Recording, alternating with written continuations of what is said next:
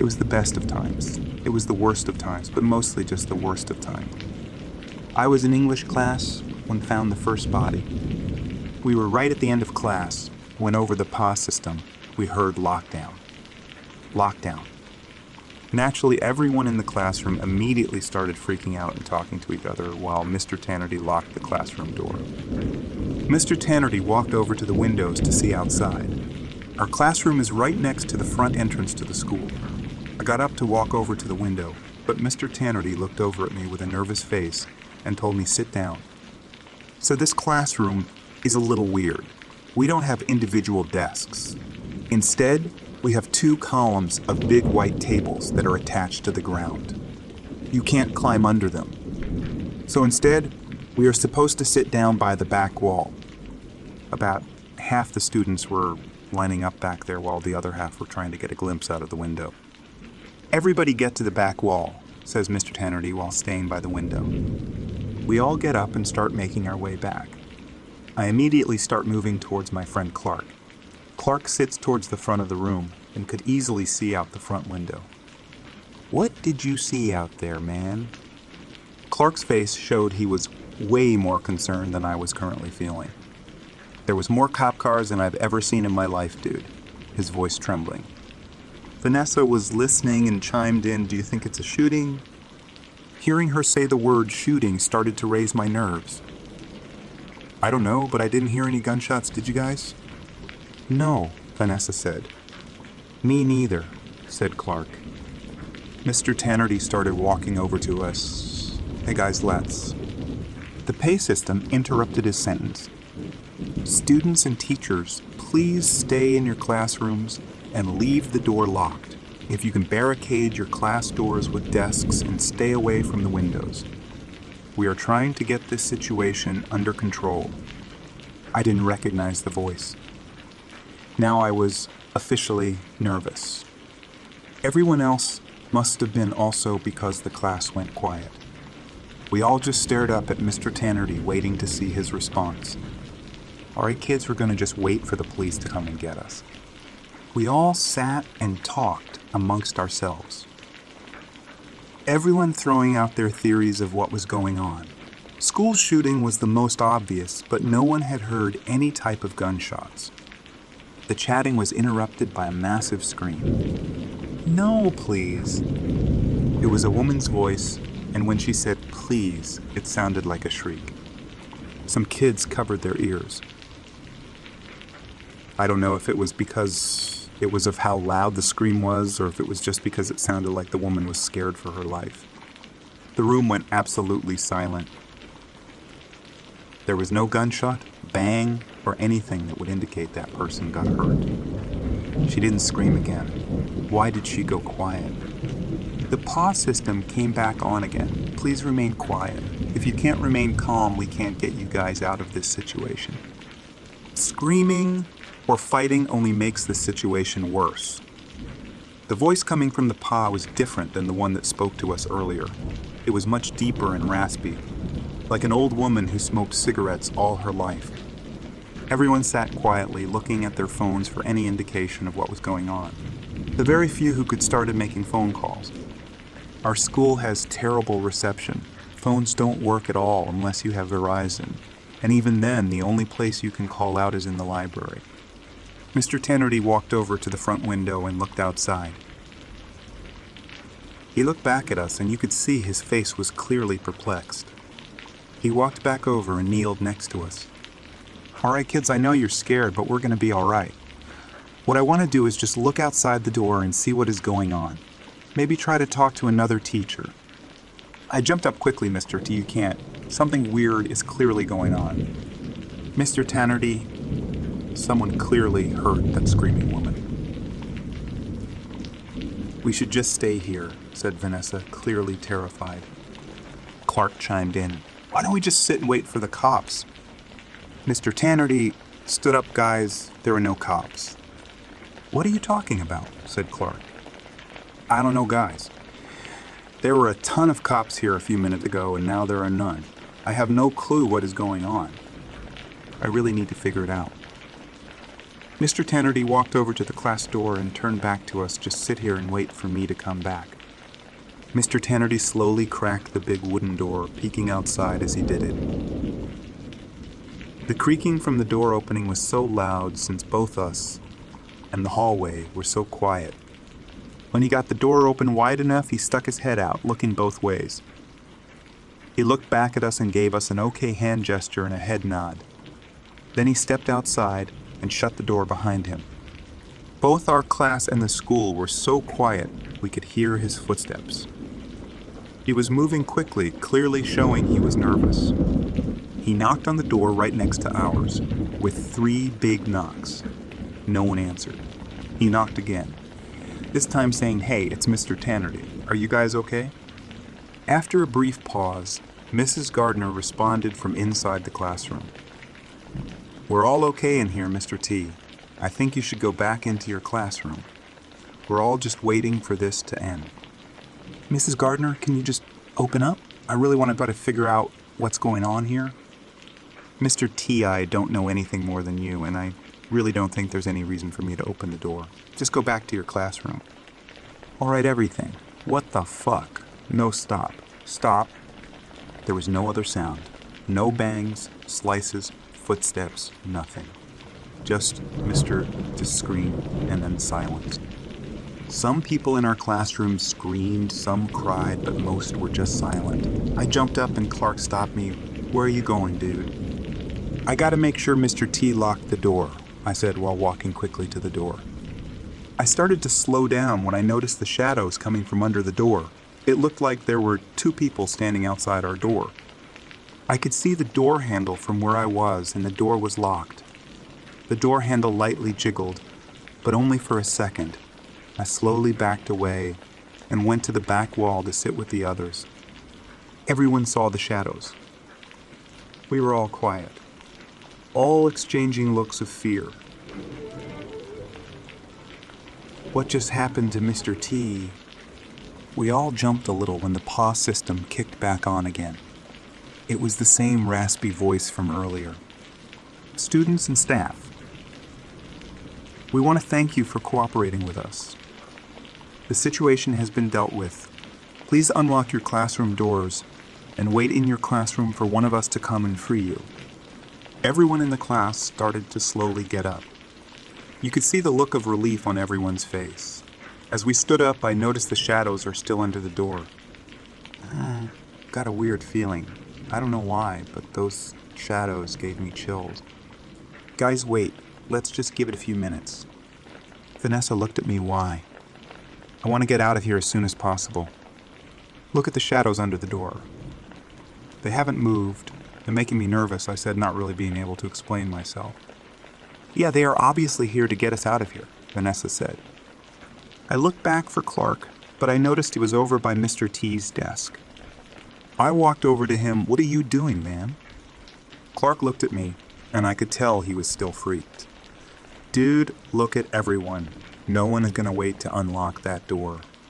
I am with you, though I really don't trust whoever is causing those shadows underneath the door. I'm going to hide under Mr. T's desk until I know for sure those shadows are on our side." "Yeah, I'm climbing under there with you, man," I said as I climbed underneath the desk with Clark. Vanessa started walking to the door. The 2 sets of legs were still casting their shadows underneath the door. She unlocked the door and went back to sit with the other 17 students in the group. We sat there for 2 minutes until finally the door handle started turning. Most of the students were back against the wall. Me and Clark were under Mr. T's desk. You could kind of see the door between a slight crack from where the surface of the desk meets the base of the desk. The door was opening towards us, so the group could see who was coming in before we could. "Oh no, what is that?" Vanessa screamed before we could see anything. The door opened a bit more and I saw him, or it. Its head was circular and bald. It had rows of tiny teeth that were sharp like a shark's tooth. It had 4 legs, at the end of them 2-fingered hands with extremely sharp nails on the end. It walked like a spider, its back lower than its knees. It didn't make any noise. Its silence made it feel fake. How can it take steps without making a noise? How can it open and close its mouth without making a sound? Everyone in the room started screaming. The thing went flying towards the group and out of mine and Clark's sight. Just like when Mr. T and the woman were attacked, all we heard were screams. Students screaming no and begging please. Then they would be cut off in the middle of whatever they were saying. Two guys tried running for the door. The thing jumped on one of them and bit his shoulder. He opened his mouth to scream, but nothing came out. Almost as if the thing's silence spread to him. The thing then stuck its two big nails into the side of the kid's head and pushed, which caused the boy to collapse immediately. The other student made it into the hall, but the thing was on him instantly. He screamed, "Please, please, please," as the thing took a bite out of his side. Then the silence infected him as well. He received the same fate as the first two boys. 2 big nails to the face. The PACE system burst back on. All students and staff, please leave your classrooms. Everything is safe. Everyone is clear to go home. So now what do we do? Everything is silent. I know the monsters are still out there, even if I can't hear them. No one is coming to save us. Clark and I are still sitting to this desk. Sitting silently. I've been trying to make calls to anyone, but my calls just won't go through. I managed to gain the courage to get up and grab Mr. T's laptop. There's no way to make phone calls or anything from it. The school doesn't have Wi-Fi for us to access on our cell phones. The monster hasn't come back to the room. I assume because it assumed everyone in here is dead. I don't know what to do at this point.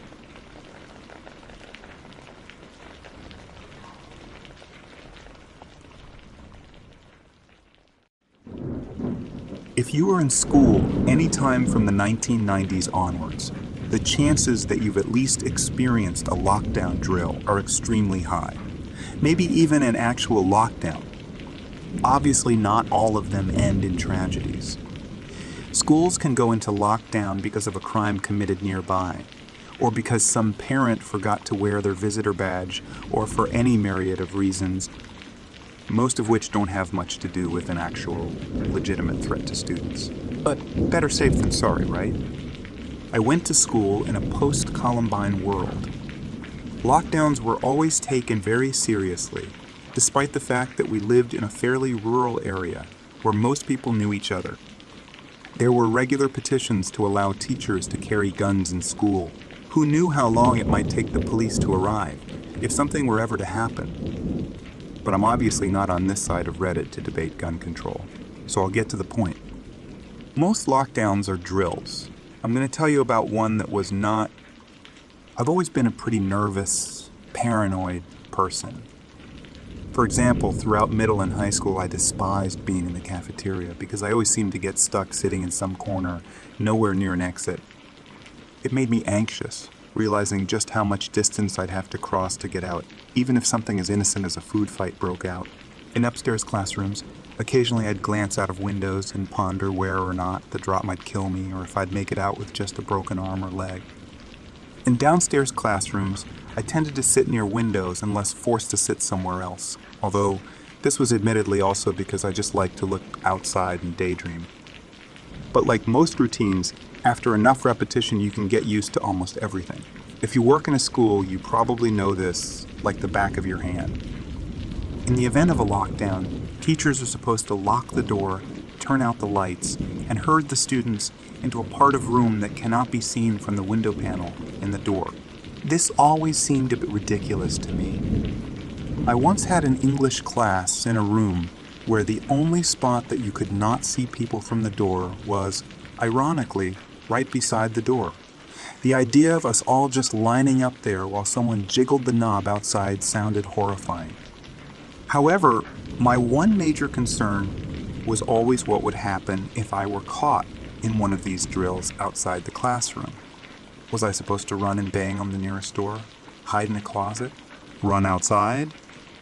Privately, through my secondary school years, I always figured that if it came down to it, if I were near an exit and it seemed like the real deal, I'd take my chances running outside. Better out than in. Teachers never really told us during drills whether they were drills or not, but someone always knew. There was always one kid whose mom was a secretary who would whisper to everyone else that, yeah, it wasn't real, and that we'd be having a fire drill 6 period tomorrow too. They have a special code for if it's real. A girl named Kelly once informed our entire algebra class, ignoring the teacher's glower. If they say lockdown 3 times, it's a drill. 4 times, it's real. We all snickered, but what she'd said lingered in the back of my mind every time the principal went on the loudspeaker, voice crackling throughout the building. I always counted, always waiting for that 4th time. It never happened, of course. 11th grade swung around.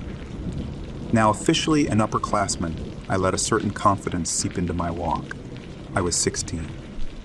Next year I'd graduate. I was going to college. I practically owned this dump. I'd see everyone I hated working at McDonald's, the usual 16-year-old spiel. I no longer felt the need to rush into first period as if I were being pursued by wolves. Instead, I lingered in the hallway with other relaxed juniors and seniors, made fun of confused freshmen, and actually made eye contact with teachers. This newfound skip in my step was what led to me cutting the first period bell very close as I wiped at my shirt with a wet paper towel in the bathroom. Someone had tripped on the bus and gotten what I prayed was iced coffee on it. The stain did not look like it was coming out, and I hadn't brought a jacket. I groaned, balled up the paper towel, and chucked it at the garbage. I missed. As I knelt down to pick it up, through the thick bathroom walls, I heard the distant crackle of the loudspeaker. Were they starting morning announcements earlier this year? Maybe someone had parked in a teacher spot. Again. Lockdown, lockdown, lockdown, lockdown. I was more caught off guard by the fact that it sounded like a secretary was making the announcement than anything else. Only after a moment or two did it sink in. This wasn't a drill. I stood there completely motionless, wondering what the hell I was supposed to do. Finally, I lunged towards the door and yanked it open, peering out into the hall. Every door was shut. I was on the 2nd floor. I thought I heard distant yelling from below. My panic began to settle into a slow, cold fear that pooled in the pit of my stomach and spread down my legs. I darted back into the bathroom, trying to rationalize things to myself. Maybe I'd misheard it, and it was just a drill. I tried to remember how the woman on the loudspeaker had sounded. Had she been frightened? Forced calm? I didn't know. The not knowing was the worst part. The police had to be on their way if it was real, I assured myself. So long as I stayed put, everything would be fine. What potential school shooter was going to check the bathroom? That said, I ran to the last stall, the one for people with wheelchairs, and scrambled up on the toilet. Should I lock the stall door? No, there was no point. If they did come in, it'd be obvious someone was in there then. What if they somehow saw me through the small space in the door? Could I somehow wriggle on the ground from one stall to the next, evading them? By this point, I was slightly hysterical, but I knew in the back of my mind, like you always know in these situations, if they did come in here, I would probably die. Ridiculously enough, I began preparing my last lines. What I would say? Should I plead with them? What if it was someone I knew? Maybe I could talk them down. But I couldn't even convince myself, never mind someone already homicidal. Should I try to be the hero and go for their gun? Right. And get shot in the face. Perhaps I could stall them. Then I started to laugh. I didn't know why. I was shaking, crouched on a grimy public high school toilet seat, literally laughing about potty humor. My manic chuckles faded into harsh breathing, and I concentrated on my knees. I told myself I wouldn't look up no matter what. I thought I heard a loud noise from down the hall, and flinched, although I had no idea what it had been. I tried to still my breathing, and only succeeded in feeling faint. And then I heard it, footsteps. I was sure of it. Maybe it was a cop, I told myself weakly. The footsteps drew nearer, echoing hollowly on the tiled floor of the school. I hadn't been raised to be particularly religious. Right then and there, I started to make bargains. I didn't care if I got shot, so long as it didn't kill me, or paralyze me actually. That might be worse. I just wanted to go home. If whoever was in charge of this shit just made sure I got home, I'd do whatever the hell they said to do for the rest of my life. Maybe they didn't have a gun. Maybe it was a knife. Maybe I could get out of this with a few nasty scars and a story. The door opened and I went blank. I'm not sure how to describe it. I was there, and yet not there at all. I felt completely removed from the entire event. I was there in the stall, yeah, but I also wasn't like maybe it didn't really matter that much either way. Like I was beyond all of it. For a fleeting second, I wondered if I'd collapsed and died of fright. I knew they were there. I heard them. The first stall swung open with a groan, as did the second. I tried to close my eyes and found I couldn't. My eyelids refused to cooperate. Third stall. I was convinced I could hear them breathing. I wondered what they were thinking. Were they excited? Could they hear my breathing? God, I thought, don't let it be someone I know. Fourth stall. The loudspeakers crackled on. The lockdown is now completed. Students and staff, thank you for your cooperation. I heard them pause and I heard them leave the bathroom, door swinging quietly shut behind them. I didn't leave that stall for another 5 minutes. My first period teacher was very annoyed. I didn't really care. I told him what had happened. He called the vice principal down. I told her what had happened. She seemed skeptical. I never heard any more about it. There was no evidence of anyone having gone in that bathroom during the lockdown, aside from what I claimed. But someone had been in there with me, and they'd been so close to finding me. Of that, I was certain.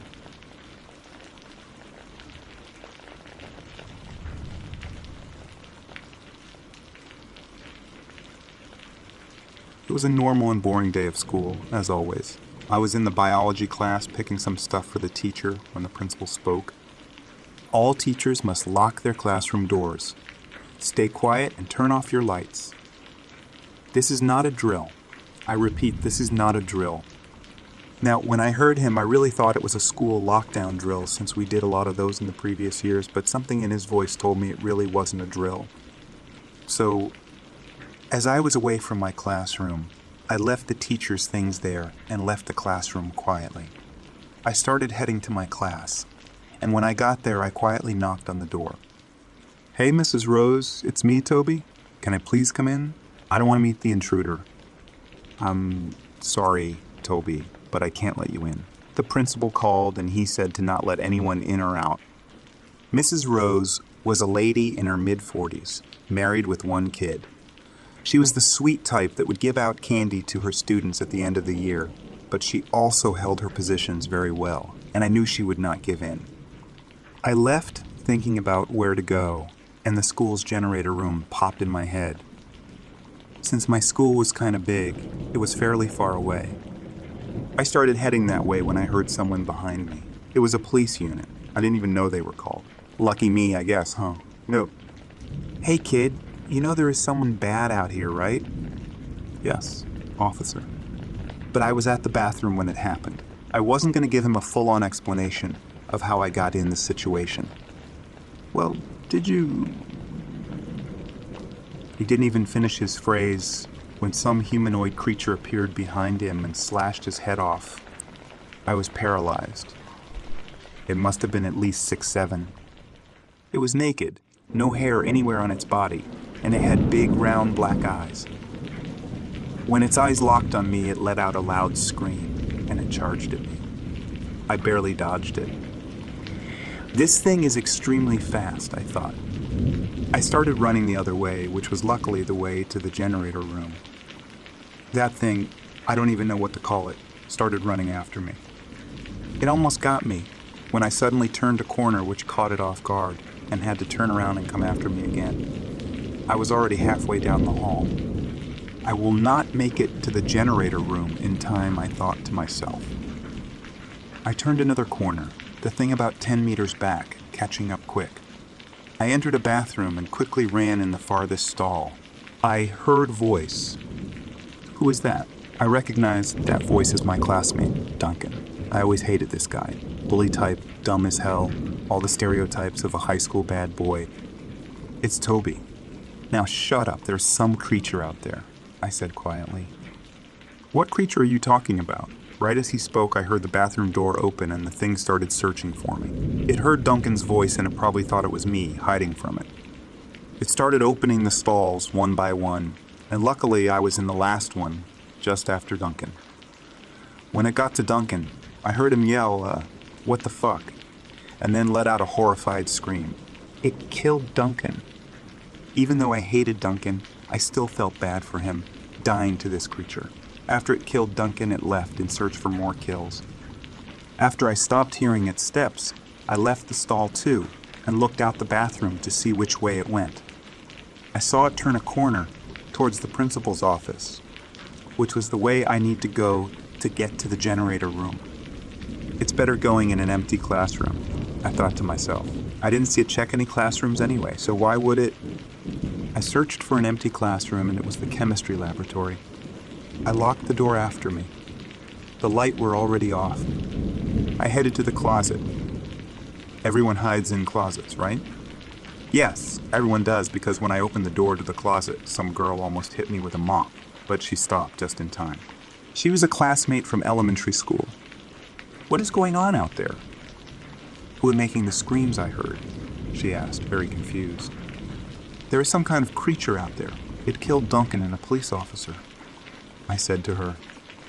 She had a puzzled look on her face. What creature? And Duncan is dead, she said, panic evident in her voice. I don't know what it is, but it almost killed me too. So let's hide until we can safely leave, I said. I looked through the keyhole and saw that thing pass. I stumbled back and it stopped dead in its tracks. It headed my way as it heard me fall. I took Emma's hand and quickly entered the closet with her, just as that thing broke the door down. Emma let out a fearful breath, but I covered her mouth and signed her to shut up. The thing stopped and looked around, and when it wandered its eyes towards the closet, I thought we were dead, but it kept walking. It looked around for a good 5 minutes, then it left. What the fuck is that? Emma asked. I don't really know. I was in the biology lab when I heard the principal. I started going towards my classroom, and since that stubborn Mrs. Rose did not let me in, I wanted to go to the generator room. On my way there, I saw a police officer, and he spoke to me.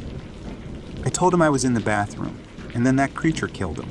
I ran from it, and somehow I got a lead and hid in a bathroom. Duncan was there, and this thing came in and killed him. After that, I came here and found you. This, all that happened to me until now. Oh, I can't believe Duncan is dead. Didn't really like him, but I still felt bad, I guess, she said, still taking in all I had to say. Yeah, me neither. He was such an asshole to everybody. Okay, so do we wait it out and see what happens? Emma said, not much hope in her voice. Well, I guess that's what we do.